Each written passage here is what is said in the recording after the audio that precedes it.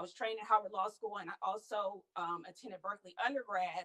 And my minor was African American Studies, and it was from a Pan African folk lens. So I did not learn just about America. I learned about the diaspora. So I just want to put that out there. Also, my roommate from college was from Somalia, and I have a lot of friends who are Nigerian. So I'm not just considering my feelings or my lens when I discuss. I was also on the board of ADOS Los Angeles.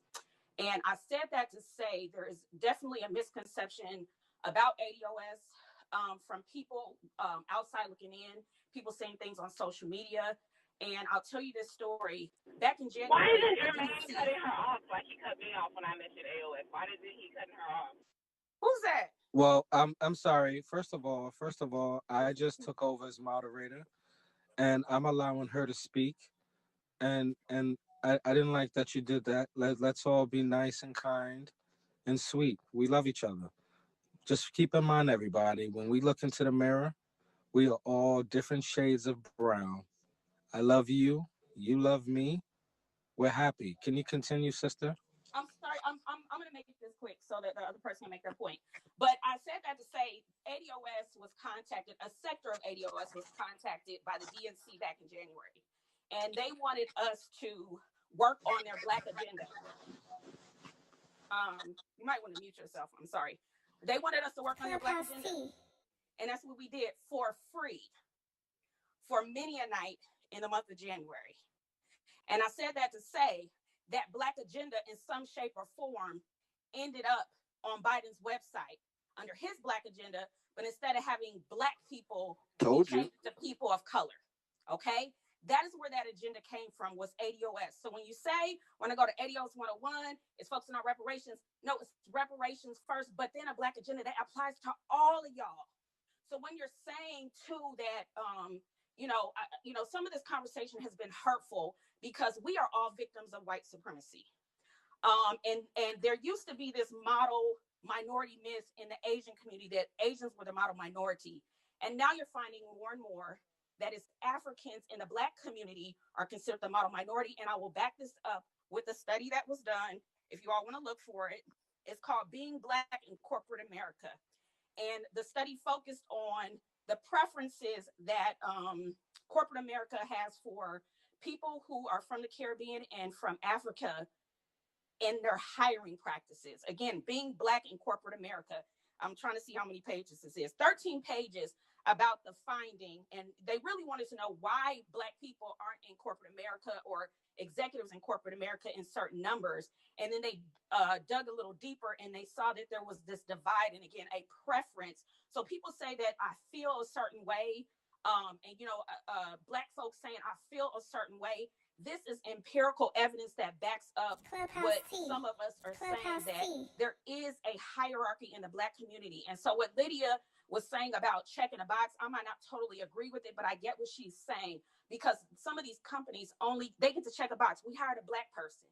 They might have hired a quote unquote Black person, but what the intent was for affirmative action was to kind of equalize the playing ground for people who were descendants of slavery, who had been discriminated against, who had been lynched, and who had this history. But Yvette talks about a flattening of Blackness. There's no delineation in who is Black to see who's actually getting these particular jobs or getting these callbacks. I think somebody mentioned earlier about Goldman Sachs, and I'd be interested to see what the outcome of that is, because nobody else is doing it. But if you look on the census, the U.S. Census right now, under Black, they say, for example, Ethiopian, Jamaican, Caribbean. They don't say descendants of slavery, why we've been here. Why can't we have a designation too? And what I'm asking you all is, let us have this feeling and take a step back. I think somebody said earlier to look at it from all sides and listen to people. My solution is, as I can't remember her name was, we do all need to get on code. We all need to get on the same page and recognize we are all victims of. Thank you, sis. We are victims.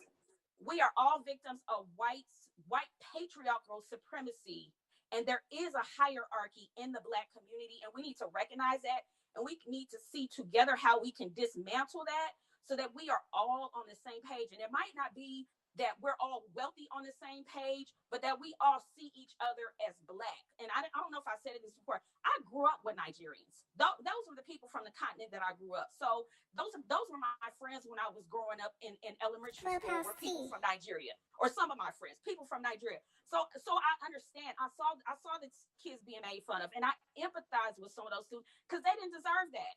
They didn't ask to come here. So I don't think it's fair to discriminate. But like I said, we all need to get on the same page and dismantle this white supremacy. And the reason that I said you didn't understand the movement, because again, we contributed to the Black agenda that's going to benefit you, but also we are behind the scenes meeting with politicians, meeting with the mayor of Los Angeles. Mayor Garcetti told me to my face, yes, I support reparations for descendants of American slavery. We also helped to get the bill passed, the reparations bill passed in the state of California. ADOS did that. But everything that's happening now that ADOS is doing is going to benefit every Black person that sets foot on this continent. And I think we need to come to an understanding again that it's white supremacy fault. It ain't about you. It ain't about me, us against them. It's us against white supremacy. Sharice, can you rename the study? I'm sorry, Ngozi. Sharice, can you rename the study that you mentioned and who conducted the study? I was trying to look it up and I couldn't find it. Sure. The study is by hold on. Center for Talent Innovation. Thank you. Sharice, if I could get in a closed room with you very quickly, I really want to address something with ADOS with you. I agree with everything you just said. I really like to address it with ADOS with you in a private room if you're okay with that. Keontae, if you give me 15 seconds, I don't want this to go unchecked. When I said something about ADOS, Jermaine did everything in his power to cut me off. And when she started speaking on ADOS, he did not say a word. So I just don't want that to go unchecked. No, let me just say this real quick. Jermaine, Because you keep mentioning no. Let her say what she's gonna say. If you're gonna moderate a room, please respect the people when they're talking, whether you disagree or not, or whether you don't like that person or not. I don't know what triggered you, but literally, Ngozi, I apologize, and I'm so sorry that happened to you.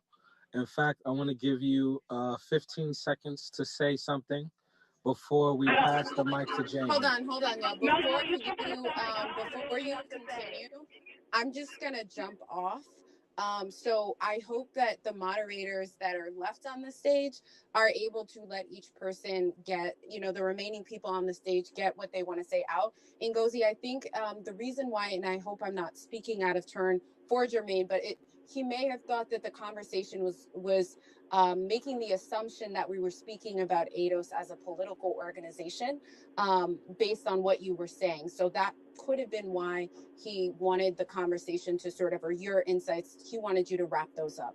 But I'm sorry that you felt you were listened to, because that's not our intention. We're trying to make sure that everyone is heard, but I have to jump off. So I hope that the rest of the conversation is productive, and I hope y'all enjoyed it. We'll continue another conversation next week. Janice. Bye, Janice. Bye, Janice. You guys can continue the conversation you were going. I just did not want that to go unchecked because it was extremely rude. It was so rude. Again, we apologize. Everyone, I just opened up the invite. So I want to try to get 20 more people up here. Wait, so if we do that, we're gonna have to remove people off the stage. The stage is very large. And real quick, right I do want to let Jamie speak because she is next. So go ahead and speak, Jamie. Oh, hi. Thank you so much for bringing me up on the stage to speak. I'm definitely going to keep this brief. I jumped in the room just to listen and I was invited up. So again, thanks for bringing me on. I've always found these conversations to be very interesting, and I work in entertainment journalism, and I speak to a lot of individuals in film and television, and this is tangentially related, so not really directly related to this issue, but I feel like it's important to bring it up. I speak to actors that are Black British actors, and there's obviously a lot of controversy. I believe it was Samuel Jackson that brought it up about Black British actors taking a lot of African American roles. And I always just found that very interesting because that's never been a conversation with white actors. And historically, they've always, Daniel Day-Lewis, his, I mean, he's a British actor. I'm sorry, that was a bad example, but Christian Bale. Christian Bale. Well, he's English as well, but I'm trying to think. There's Madonna has been, with her fake English accent. And there's just been a lot of like white American actors. Gwyneth Paltrow, that's one, who have played English roles and have never gotten any backlash for it. But somehow, when and they win awards. Yeah, exactly. But somehow when Black British actors, take up these Black American roles, they get a lot of heat for it.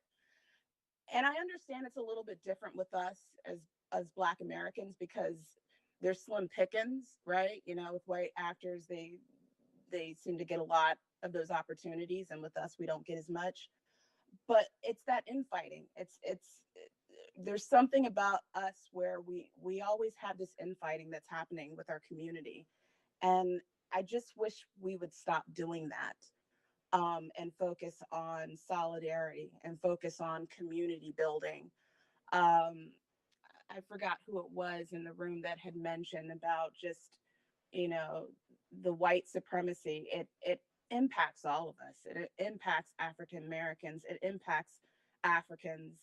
I mean, at the end of the day, all of us are going to be targeted by a white officer, when it comes to being pulled over and being racially profiled.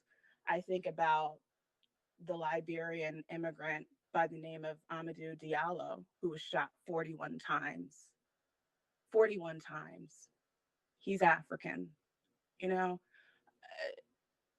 understand that this is a conversation, worth discussing and worth scrutinizing, but I really wish we would find ways of coming together as a collective and finding ways to be more, of bringing ourselves together and not constructing ways to be more divisive.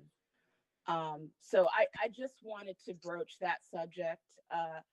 This is an interesting conversation, by the way. I really think that what everybody has to say has some validity to some degree, but at the end of the day, it really doesn't matter. White supremacy is a thing. White patriarchy is a thing. They all see us the same way. As far as who's taking the jobs, they don't care either way. A white person is going to get a job over a Black person. And as far as a Black African over a Black African American, I don't see any statistics out there. I don't see any specific numbers or bar graphs showing that there's disparities there. So, until there's something that really shows some really cogent information that is worth being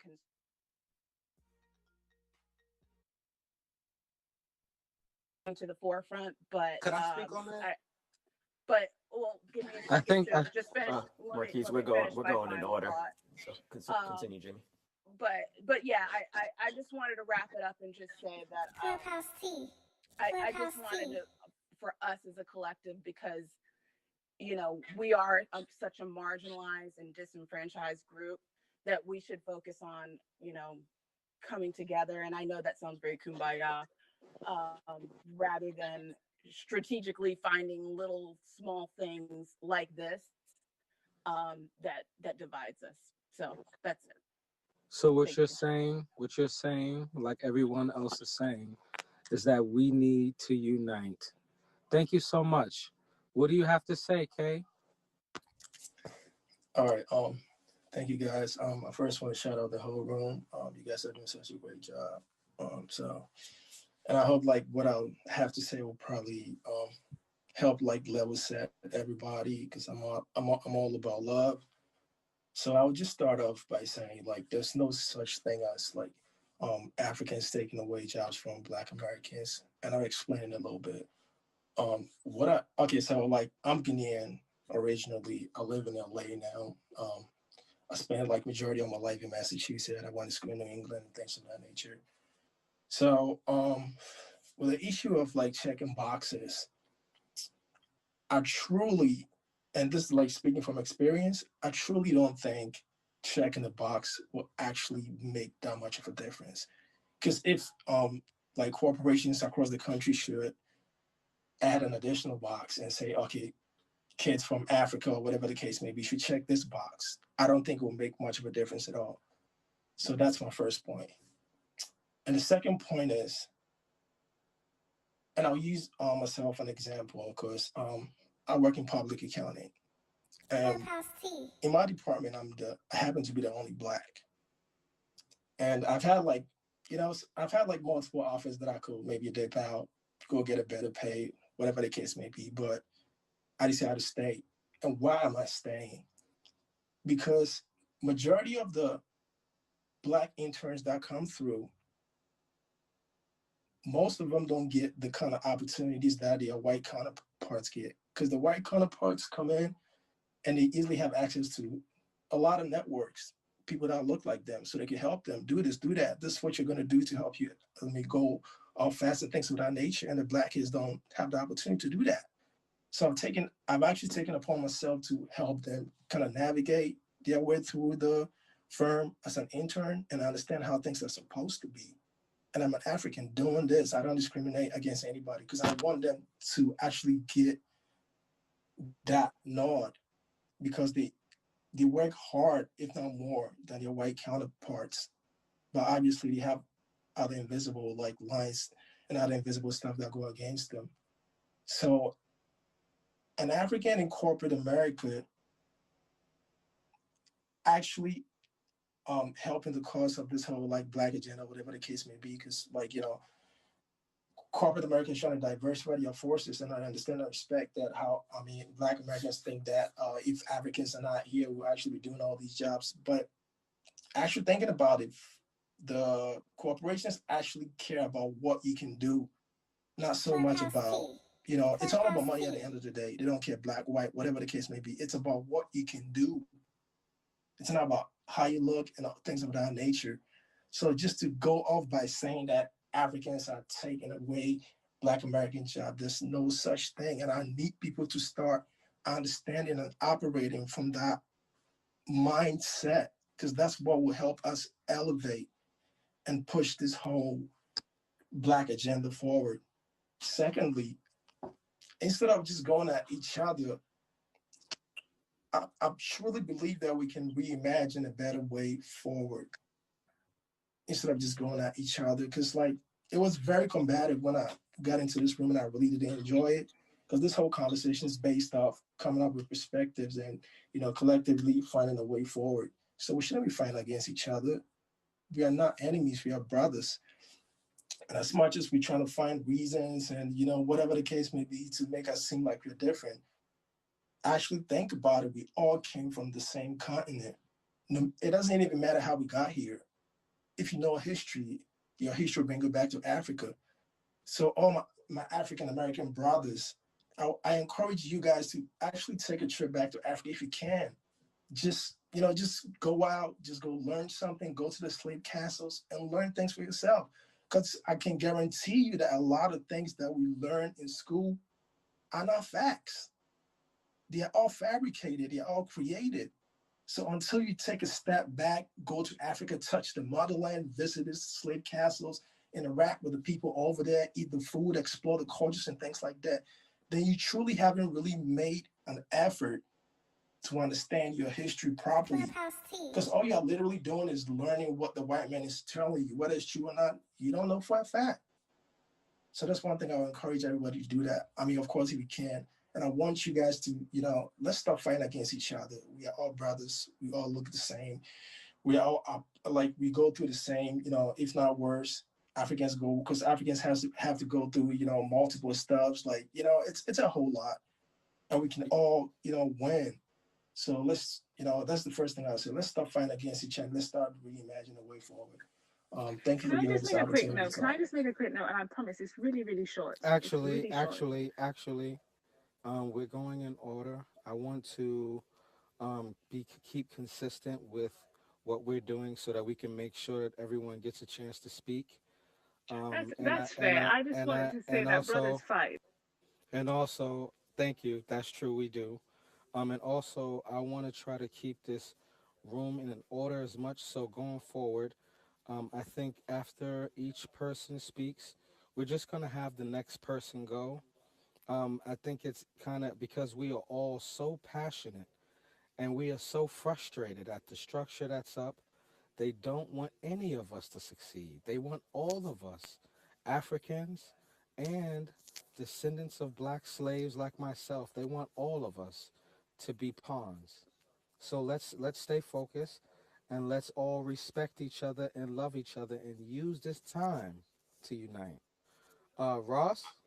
Wait, hold on, Keontae. Before we move forward, I'm all for us going in order, but I also don't want to lose the art of conversation. Kovia spoke earlier, and she also gave us her credentials, and I think she has a lot of that she could add as long as she could keep it short. So I wanted to say that, and I also want to say to the other moderators, since this is kind of like a two-sided conversation that we're trying to bring unity to, I just want to make a note that I don't see enough Black American women on the stage right now. So please be mindful of who all you're adding to the stage because we're very first generation slash immigrant heavy right now. I agree. And Well, I don't want I the don't think conversation I to don't think it monopolize. matters. I don't think it matters who is added on the stage because at the end of the day, we understand how we think. Nah, it's it important to matters, big understand how the dog. rest It of the matters. world thinks. It matters. Representation matters. It matters. Cause when Okay, Matters. okay.